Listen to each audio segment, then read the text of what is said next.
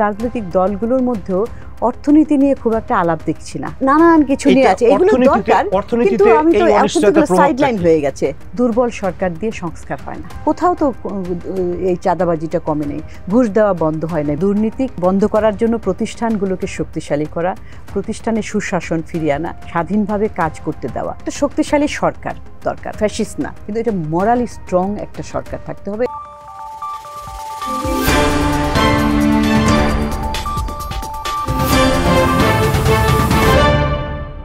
প্রিয় দর্শক, টিবিএস এর নিয়মিত আয়োজন রোড টু ইলেকশন আপনাদের স্বাগতম।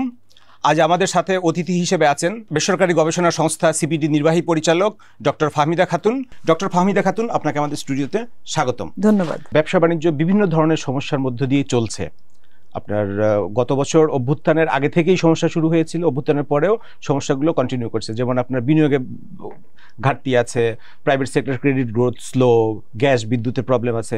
এর মধ্যে নির্বাচন চলে আসছে আরেকটা বড় অনিশ্চয়তা হিসেবে। এই নির্বাচনী রাজনৈতিক অনিশ্চয়তা, যেমন এখন বলা হচ্ছে ফেব্রুয়ারিতে নির্বাচন হবে, কিন্তু হবে কি হবে না এই প্রশ্ন কিন্তু সর্বত্র আছে।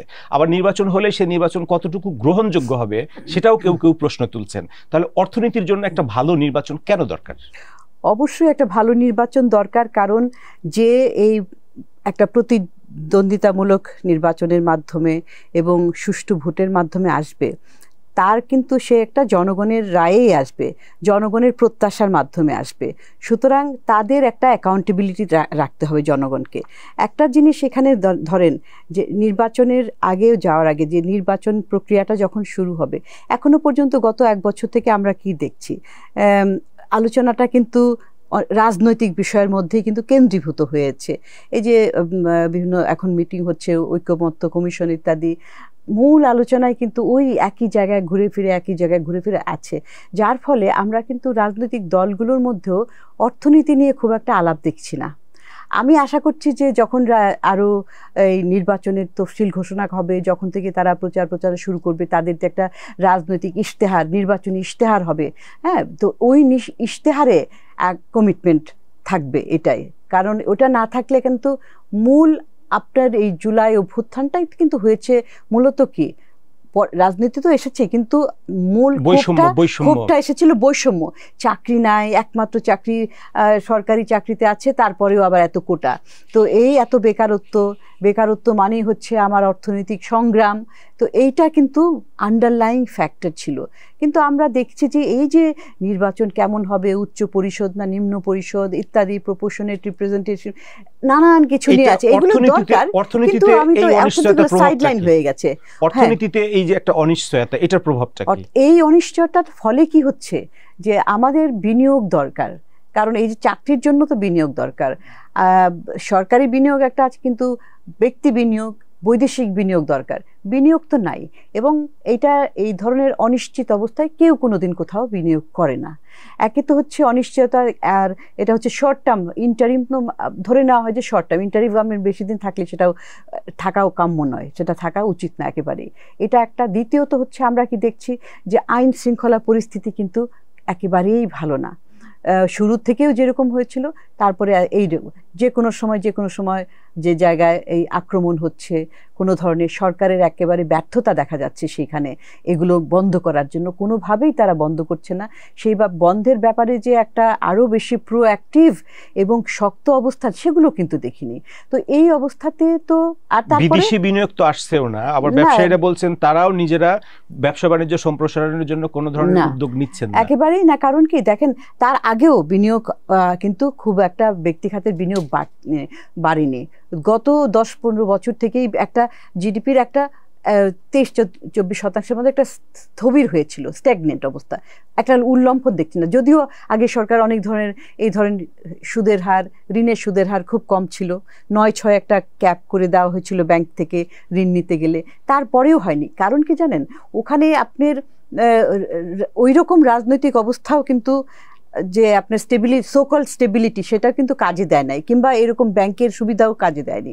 কারণ এখানে আপনার অবকাঠামোগত সুযোগ সুবিধা, কস্ট অফ ডুইং বিজনেস, দুর্নীতি, ঘুষ, এই সমস্ত যদি, এবং ট্রেড ফেসিলিটেশনও বিষয়, অর্থাৎ যে এই পোর্টের ফেসিলিটি ইত্যাদি, এগুলো যদি ঠিক না হয় তাহলে তো আপনি ওই কিছু কিছু ওই সুদের হার কমালেই কিন্তু ইয়ে হবে না। আবার শুধু কি একটা নির্বাচন হয়ে গেলেই সবকিছু ঠিক হয়ে যাবে? নির্বাচন হওয়ার পরে এই আইন শৃঙ্খলা পরিস্থিতি উন্নত কি হবে এটার গ্যারান্টি দিতে হবে, আপনার অবকাঠামো সুযোগ সুবিধা এটার গ্যারান্টি দিতে হবে, এখানে শ্রমিক কিংবা কারখানাতে হঠাৎ হঠাৎ আক্রমণ বন্ধ করা, এগুলো দিতে হবে, চাঁদাবাজি বন্ধ করতে হবে, দুর্নীতি, ঘুষ। এখন তো সবাই বলছে যে আগের চাইতে রেট বেশি হয়ে গেছে প্রত্যেকেই, কোথাও তো এই চাঁদাবাজিটা কমে নেই, ঘুষ দেওয়া বন্ধ হয় না বিভিন্ন জায়গায় যখন ইয়ে করতে হয়। তো এইগুলো, এবং সবচেয়ে বড় কথা যে এই যে পাবলিক সার্ভিস সেবা দেওয়া, এখন আপনি যাচ্ছেন একটা ট্রেড লাইসেন্সের জন্য, একটা আপনার অন্য কোনো কাজের জন্য সরকারি অফিসে, সেখানে স্মুথলি কি কাজটা হবে টাকা দেওয়া ছাড়া? যেমন আমরা গত সপ্তাহে দুজন ব্যবসায়ীর সঙ্গে আলোচনা করছিলাম, ওনারা বলছিলেন যে আমরা চাঁদা দিচ্ছি কারণ এই কমপ্লেন করতে যাচ্ছি না, কমপ্লেন করলে আরো ঝামেলা বাড়ে, চাঁদা দিয়ে এক ধরনের নিরাপত্তা আমরা নিশ্চিত করছি।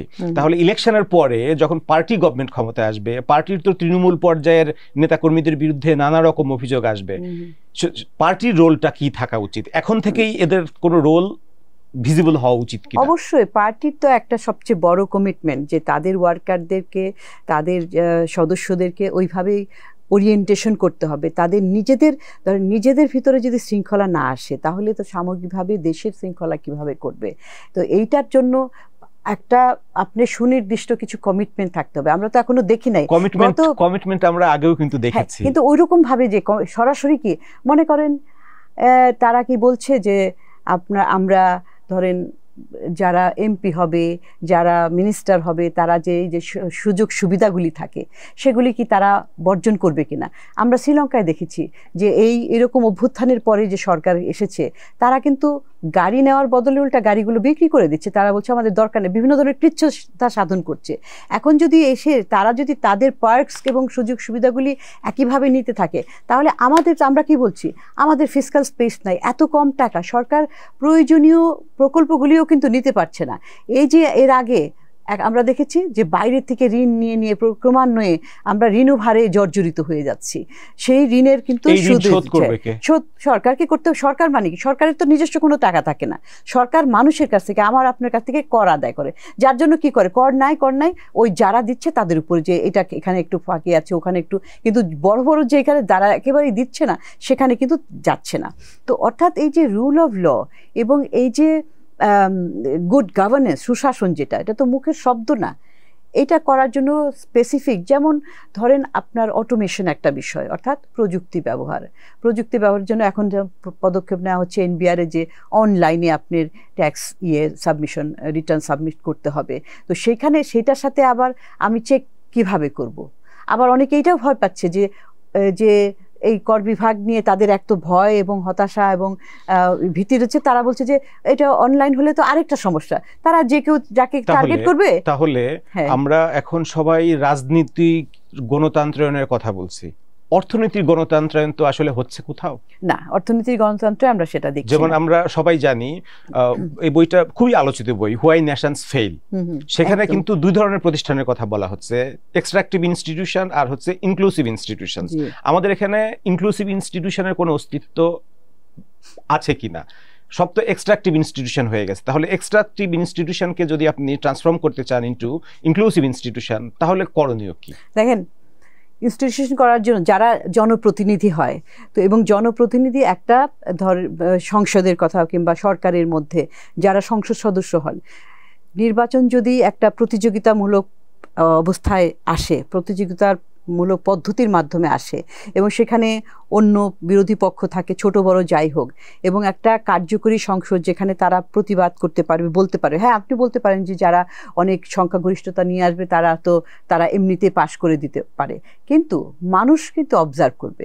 এবং একটা পদ্ধতি যদি থাকে যে প্রতি 5 বছর পর পর তাকে মানুষের কাছে ফেরত যেতে হবে, ভোট চাইতে হবে, তখন এবং ওই রাজনৈতিক দলগুলো জানে যে এখানে এই ভোটে কোনো কারচুপি, কোনো ধরনের কিছু করার সুযোগ নাই, আমাকে পারফর্ম করেই আসতে হবে, তখন কিন্তু কিছুটা, কিন্তু একটা জিনিস আবার মনে রাখতে হবে যে এটা একটা ইলেকশন দিয়ে হবে না, এটা ইলেকশনের পর ইলেকশন, এটা আমাদের এখানে গণতান্ত্রিক ভিত্তিটা বড় সমস্যা ধারাবাহিক ইলেকশন কিন্তু আমরা পাই নাই। না মানে ইলেকশনের নামে ইলেকশন হয়েছে, কিন্তু গ্রহণযোগ্য ইলেকশন পাই নাই। না, কারণ আপনার তো, আপনি জানেন যে আপনার কোনো যাওয়ার দরকার নাই, কারো কাছে ভোট চাওয়ার দরকার নাই, এখানে তো ম্যানিপুলেশন করে হয় রাতে হবে কিংবা নিজেরাই করব, তো এরকম প্রতিপক্ষ থাকবে না, ওই তো প্রতিপক্ষ থাকবে না, তো ওইরকম সিস্টেমে তো কোনোদিনও তার তো জবাবদিহিতা নাই।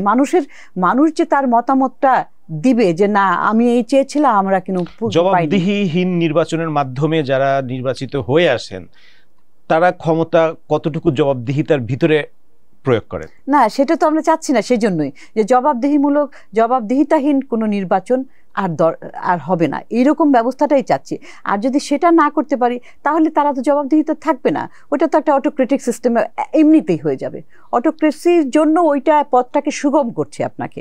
আমরা যেমন আলোচনা করছিলাম, আমি একটা গবেষণার কথা আপনাকে উদ্ধৃত করতে চাই, সেটা হলো যে দুজন ইকোনমিস্টের কথা বললাম, ওনারাই একটা গবেষণা করেছেন যে 1960 সাল থেকে 2010 সাল পর্যন্ত 175টা দেশের ওনারা অর্থনীতি নিয়ে স্টাডি করেছেন। তাদের কনক্লুশন হলো যে গণতন্ত্র থাকলে জিডিপি অটোমেটিক্যালি 20% গ্রো করে। তো গত 15 বছরে আমাদের জিডিপিও কিন্তু গ্রো করছে, লাফিয়ে বাড়ছে বলা হতো, কিন্তু সেটা টেকসই হলো না কেন? প্রথম বিষয় হচ্ছে যে আসলে কতখানি বৃদ্ধি হয়েছে কিন্তু এতখানি হয়নি, এটা আপনার এই অন্যান্য আনুষঙ্গিক তথ্য দিয়ে বোঝা যায়, আমরা অ্যাজ এন ইকোনমিস্ট আমরা বুঝতে পারি। তো ওইখানে একটা ক্যামোফ্লাজ হয়েছে যে আপনি 6%, 7% লাফিয়ে যেটা হচ্ছে, কিন্তু তারপরেও যেটা হয়েছে প্রবৃদ্ধিটা হয়েছে, কারণ কি বাংলাদেশে তো জনসংখ্যা অনেক বেশি এবং এখানে তরুণ জনসংখ্যা, যেহেতু বেকার ভাতা নাই, প্রত্যেকেই কিছু না কিছু করতে হয়, তরুণ জনসংখ্যা বেশি ও কর্মক্ষম তারা কিছু না কিছু করে তো সার্ভাইভ করে আছে। আমাদের তো ওয়েলফেয়ার স্টেট না যে তারা ভাতা পাচ্ছে মান্থলি, তারা কোনো না কোনো ভাবে সার্ভাইভ করছে, এবং যারা একেবারে নিম্ন আয়ের তারা কিন্তু 1টা 2টা 3টা পর্যন্ত কাজ করে তাদের পারিবারিক চাহিদাগুলো কোনো রকমে মেটাচ্ছে। তো সেই কারণে কিন্তু অনেক যুক্ত হচ্ছে। আর একটা বিষয় হচ্ছে যে কয়েকটা খাত ভালো, যেমন মনে করেন যে আমাদের কৃষিখাত উৎপাদনে ভালো ছিল, রপ্তানি বিষয়ে সেখানেও কিন্তু আমরা ভালোই দেখেছি। তো এইগুলো ফ্যাক্টর কিন্তু কাজ করেছে, কিন্তু ওই দুর্নীতিটা যদি না হতো তাহলে আরো বেশি হতো, এটাই হচ্ছে। আমরা একটু উদাহরণস্বরূপ বলতে পারি, যেটা হলো দুর্নীতি কিভাবে আমাদের এই সব কিছুকে বদলে দিয়েছে। যেমন কোন একটা অবকাঠামোর আপনার প্রথমে নির্মাণ ব্যয় ধরা হয়েছিল 10,000 কোটি টাকা, কিন্তু সেটা বাড়তে 20,000 25,000 কোটি টাকায় চলে গিয়েছে। হ্যাঁ, দেখেন সো কল্ড মেগা প্রজেক্ট যেগুলোর বড় এই আপনার পদ্মা ব্রিজ খুবই ভালো, বাংলাদেশের অর্থনীতির জন্য অবকাঠামোর তো একটা বিকল্প নয়, অবকাঠামো একটা ইম্পর্টেন্ট ফ্যাক্টর। এই পদ্মা ব্রিজ বলি, পারমাণবিক বিদ্যুৎ কেন্দ্র বলি, যে কোনো মেগা প্রজেক্টের প্রথমে যেই বাজেটটা করা হয় সেটাই কিন্তু ইনফ্লেটেড থাকে, যে কারণ যত বড় সংখ্যা হবে তত দুর্নীতির পরিমাণটা বেশি হবে, এটা সুবিধা হতে, এবং সেগুলো একবার হয়, 2বার রিভাইজ, এরকম বারবার রিভিশন হতে থাকে, এবং তার ফলে সময় এবং কাজেরও গতিটা কম হয়। তো যত বেশি দীর্ঘসূত্রিতা হবে তখন একটা তাদের থাকে, এক্সকিউজ থাকে যে ইতিমধ্যে তো জিনিসপত্রের দাম বেড়ে গিয়েছে, র মেটেরিয়ালস, রড, সিমেন্ট ইত্যাদি আমদানি করার ফলে বিশ্ববাজারে হয়তো দাম বেড়ে গিয়েছে, এরকম কিছু থাকে। কিন্তু মূল উদ্দেশ্যটাকে হচ্ছে যে লুটপাট করাটা, বড় বাজেট বড় লুটপাট, এবং জনগণকে দেখানো যে আমরা বড় বিল্ডিং করেছি, বড় সেতু, যেটা বলা হয় ডিক্টেটরস লাভ স্ট্যাটিস্টিক্স। এক্স্যাক্টলি, ডিক্টেটররা সারা পৃথিবীতে কি দেখাচ্ছে, দৃশ্যমান প্রকল্প, যে আমি এটা করেছি না, সেটার গুণগত যেটাই হোক বা না হোক বড় প্রকল্প, এবং সেটা কি ঋণ নিয়ে কত কস্ট নিয়ে আপনি বানাচ্ছেন একটা বড় পরিমাণ টাকা নিয়ে, সেই টাকাটার যেটা একটু আগে বললাম যে ঋণটা তো ফেরত দিতে হবে, এবং ঋণ ফেরত দেওয়ার ক্ষেত্রে মানুষের টাকা থেকেই যাচ্ছে। তো সেই কারণে কিন্তু আপনার এই উন্নয়নের যে বৈষম্যের কথা বলছেন, বৈষম্য তো ওইভাবেই হয়, বৈষম্য ওই যে টাকা থেকে বিরাট পরিমাণ টাকা একজনের হাতে চলে যাচ্ছে, আর অন্য যারা বলতে পারেন যে অনেকে চাকরির সুযোগ পেয়েছে ওখানে কাজকর্ম, কিন্তু সেইটার থেকে যে আয় হচ্ছে, আর যারা এই দুর্নীতির মাধ্যমে, এটা তো একটা লিমিটলেস, ইকোনমিক কস্ট এবং বেনিফিটের তফাৎ অনেক বেশি। তো এবং আরো কারণে বৈষম্য বাড়ার আরো একটা কারণ আছে, আরেকটা যে কর নিয়ে আমরা আয় করছি, কর ফাঁকি যারা দিচ্ছি, বড় যারা করছে, এবং এই দুর্নীতির টাকাগুলি তো আসলে যে কোনো ইয়ের বাইরে থাকে, আপনার একটা অ্যাকাউন্টেবিলিটির বাইরে থাকে, সেটা তো আর সেটা খুব সবগুলো ব্যাংকেও যায় না, ব্যাংকেও যায় না, করের মধ্যে যায় না। তো এই যে বৈষম্য, এটার মাধ্যমে, করের মাধ্যমে, কর ব্যবস্থাটার একটা অন্যতম কারণ একটা তো হচ্ছে যে সরকারের দেশের উন্নয়ন কর্মকাণ্ড করবে, আবার করের যে আয় অনুযায়ী কেন আলাদা আলাদা হয়, যে আপনার দরিদ্র যারা তাদেরকে যারা কম আয়ের তাদেরকে সুস্বস্তি দেওয়া, যারা উচ্চ আয়ের তাদের কাছ থেকে বেশি নেওয়া, এটা করে সামান্য, খুব একটা হয় তা না, সামান্য কিছুটা আপনার বৈষম্য দূর করার একটা চেষ্টা করা হয়। তো আমাদের ওই দেশ, আমাদের ওইটাও নাই, আবার দুর্নীতির মাধ্যমে একটা যাচ্ছে, ব্যাংকের থেকে লুটপাট হয়ে যাচ্ছে। তো সুতরাং বৈষম্যটা কিন্তু ব্রিটিশ একজন পলিটিশিয়ানের অনেক আগের একটা কমেন্ট আমরা আলোচনা করতে পারি। উনি বলেছিলেন যে এইটা এমন একটা দেশ যেখানে ধনী বিয়ন্ড ডেসক্রিপশন, এত অ্যাসেট, এত সম্পদ আছে, আবার যারা গরিব তারাও বিয়ন্ড আপনার পোর, বিয়ন্ড আপনি ডেসক্রাইব করতে পারবেন না যে আসলে কতটা পোর। তো এইরকম অবস্থা আমাদের ইকোনমিতেও এখন এক্সিস্ট করে অনেকখানি। কারণ কি দেখেন, গত 30-40 বছর থেকে আমরা প্রবৃদ্ধি দেখছি। এখন না হয় গত সরকারে একটা বেশি করে দেখানো হয়েছে ফুলিয়ে ফাঁপে, কিন্তু তার আগে প্রবৃদ্ধি হয়েছে যে প্রতি 10 বছরে আমরা 1% করে প্রবৃদ্ধি পেয়েছি, এখন আবার একটু বেশি ছিল। কিন্তু এই প্রবৃদ্ধিটা আপনার যে হয়েছে, তো সেইটার ফলে আমরা কি দেখেছি যে এটার একটা বেনিফিট পেয়েছি, যে ধরেন দারিদ্র্য কমেছে কিংবা বৈষম্যর কিছুটা কমার একটা। কিন্তু আগের দিকে, মানে এই ধরেন কয়েক দশক আগে যেই ধরনের বৈষম্যটা ছিল, এখন আরও বৈষম্যটা বাড়ছে। অর্থাৎ সেটা কিভাবে দেখা যায়, সেটা হচ্ছে যে জিনি কোফিশিয়েন্ট যেটাকে আমরা বলি, অর্থাৎ কিনা মানুষের যেতে মানে উচ্চ আয়ের সাথে নিম্ন আয়ের তাদের পার্থক্য, এই পার্থক্যটা কিন্তু বাড়ছে। আমি একটা সহজ জিনি কোফিশিয়েন্টটা একটু কঠিন, সহজ একটা তথ্য দিয়ে বলতে পারি। সেটা হচ্ছে যে আমাদের দেশের উপরের যে 5% লোক জনগণ উচ্চ আয়ের, সেই 5% হাতে আছে সরকারের, মানে দেশের মোট সম্পদের 30% উপরে। আর যারা নিচের 5% তাদের কিন্তু ওই 0.29 এরকম, মানে 0.3 মতো এরকম। অর্থাৎ এইটার যে এত বৈষম্য, এবং এই সংখ্যাটা কিন্তু বাড়ছে, এই পার্থক্যটা বাড়ছে ওভার দ্য ইয়ার্স। তার মানে কি, একদিকে আপনি প্রবৃদ্ধি বাড়ছে, জিডিপি আকারও বেড়েছে, কিন্তু আবার বৈষম্য বেড়েছে। এই যে কারণ, এবং বৈষম্যগুলো কিন্তু সৃষ্টি করা হয়েছে এই নীতিগত কারণ এবং সুশাসনের অভাবের কারণে। তাহলে রাজনীতি, এগেইন রাজনীতি, এই রাজনীতি আমাদের সুস্থ ধারায় না থাকায়, রাজনীতি যখন আপনার পলিসিকে ইনফ্লুয়েন্স করছে কিছু লোককে, কোনো গোষ্ঠীকে বিশেষ সুবিধা দেওয়ার জন্য, সে কারণেই বৈষম্য আরো বেড়েছে। এই কনক্লুশনে আমরা আসতে পারি। এখন সামনে যে নির্বাচন আসছে, এই নির্বাচনের পরে বাংলাদেশে যে যাত্রা শুরু হবে, কোনো একটা দল সরকার গঠন করবে, তাদের কাছে টপ প্রায়োরিটি কি হওয়া উচিত? তাদের কাছে আমি যেটা দিয়ে শুরু করেছিলাম, যে দুর্নীতি দূর করতে হবে। দুর্নীতি বন্ধ করে, এটা বন্ধ করার জন্য প্রতিষ্ঠানগুলোকে শক্তিশালী করা, প্রতিষ্ঠানে সুশাসন ফিরিয়ে আনা, প্রতিষ্ঠানগুলোর শক্তিশালী করার একটা অন্যতম অনুষঙ্গ হচ্ছে যে সেগুলোকে স্বাধীনভাবে কাজ করতে দেওয়া। এবং আরও একটা বিষয় যেটা আমরা বলছি, যে আমরা বলি, এর আগেও বলা হয়েছে ডিজিটাল ডিজিটাল ডিজিটাল, কিন্তু আসলে ডিজিটাল কিছু হয়নি, এটা স্লোগানের মধ্যেই ছিল। এই প্রযুক্তির আসলে সঠিক ব্যবহার করা, প্রযুক্তির মাধ্যমে আপনার এখানে কর ফাঁকি হচ্ছে কিনা, দুর্নীতি হচ্ছে কিনা, কোন জিনিসটা কোন দামে বিক্রি করা হচ্ছে, জমি কিনে যেটা কম দামে দেখানো হচ্ছে, এরকম কম দামেরটা বেশি দামে দেখানো হচ্ছে, নানান কিছু যে ম্যানিপুলেশন করার, হ্যাঁ, একটা ম্যানিপুলেশন করার যে ফাঁক ফোকরগুলো, এগুলো বন্ধ করতে হবে। এগুলো বন্ধ করার জন্য তো নীতিমালা দেখেন, নীতিমালার ক্ষেত্রেও কিন্তু রেজিস্ট্যান্স আছে। যারা শুধুমাত্র যে রাজনৈতিক দলগুলো কিংবা যারা ক্ষমতায় ছিল তারাই যে বেনিফিশিয়ারি হয়েছে তা না তো, এটা বিরাট বেনিফিশিয়ারি গ্রুপ গড়ে উঠেছে, যেটা আপনি বলছেন যে দুর্নীতিবাজ ব্যবসায়ীরা, আমলাতন্ত্র আছে সেখানে। তো তারা তো সহজে এটা ছেড়ে দিতে পারবে না।